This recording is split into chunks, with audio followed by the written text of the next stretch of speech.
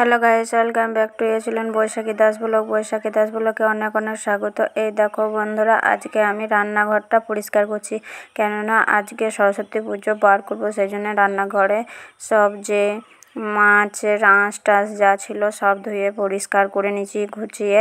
আর এটা আমাদের নিরামিষ বারণ, সেই বারণটা নিয়ে ভালো করে যে নিচেগুলো পড়েছিল সেগুলো সব পরিষ্কার করেছে। দেখতে পাচ্ছ বাটনটা খুলে গেছে, মানে যে বাঁধনটা দেওয়া ছিল সেই বাঁধনটা খুলে গেছে ঝাড়ু দিতে দিতে।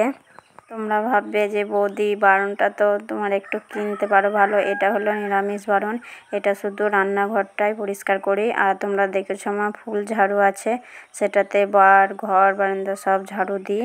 আর বন্ধুরা, তোমরা পুরো ভিডিওটা দেখতে থাকো, কেউ স্কিপ করো না। আশা করি তোমাদের খুব ভালো লাগবে।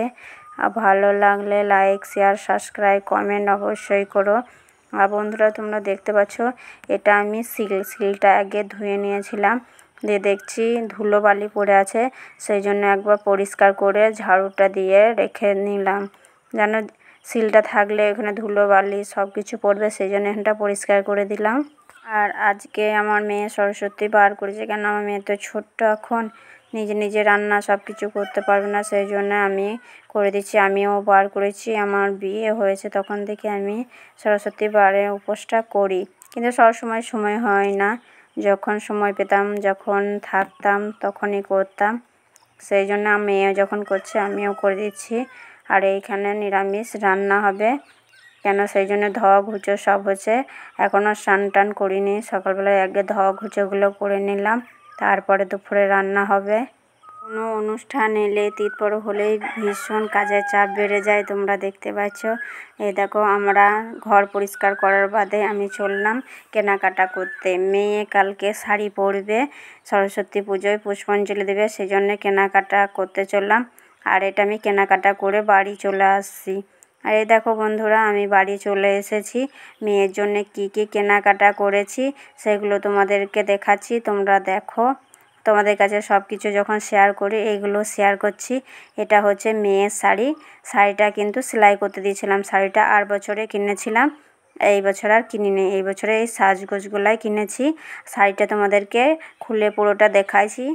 এই দেখো বন্ধুরা, তোমাদেরকে শাড়িটা দেখালাম। আর আমার মেয়ের শাড়িটা কেমন হচ্ছে তোমরা কমেন্ট করে অবশ্যই জানিও। এই দেখো শাড়ির সেটে, এই দেখো হার, কানের টিকলি, এগুলো একদম সেট করে কিনেছি। এগুলো বিয়ে থায়েও পরা হবে, আবার তিথ পরব হলে পুজোতে। আর এটা দেখতে পাচ্ছ দুলহান চুড়ি, এই চুড়িটা এখন নতুন উঠেছে, তাই আমার মেয়ের পছন্দ হলো, তাই এটা নিয়েছি। আর এটা দেখতে পাচ্ছ কোমর ঝাপটা শাড়ির সঙ্গে পরবে, সেই জন্য এটা নেওয়া হচ্ছে। এটা হচ্ছে ম্যাচিং টিপ, আর এটা হচ্ছে কাজল। আর এটা দেখতে পাচ্ছ লিপস্টিক, এখন তো আজকাল মেয়ে লিপস্টিক লাগাবেই। আর এটা নেল পালিশ। আর এটা দেখতে পাচ্ছ এটা হলো ভুরুতে লাগানো। আর মেয়ে তো সাজগোজের শেষ নাই, দেখো কোথাও গেলে কত কি সাজগোজ কিনেছে। আর আমার মেয়ের সাজগোজগুলো কেমন হচ্ছে, সরস্বতী পুজো দিন পড়বে, তোমরা একটু অবশ্যই কমেন্ট করে জানিও। আমার মেয়ে সব নিজে পছন্দ চয়েস করে কিনেছে। আর বন্ধুরা, তোমরা দেখতে পাচ্ছ, এই দেখো বন্ধুরা, আমার মেয়ের সাজগোজ হয়ে গেল। চলো, রান্না করে গিয়েছিলাম, এই দেখো রান্না করেছি। আজকে কি কি সেটা তোমাদেরকে বলি। আজকে কিন্তু নিরামিষ সব সেদ্ধ হয়, আমাদের আঁশ কিছু খেতে পারে না, কেননা সরস্বতী বারে সবারই হয় এইরকম।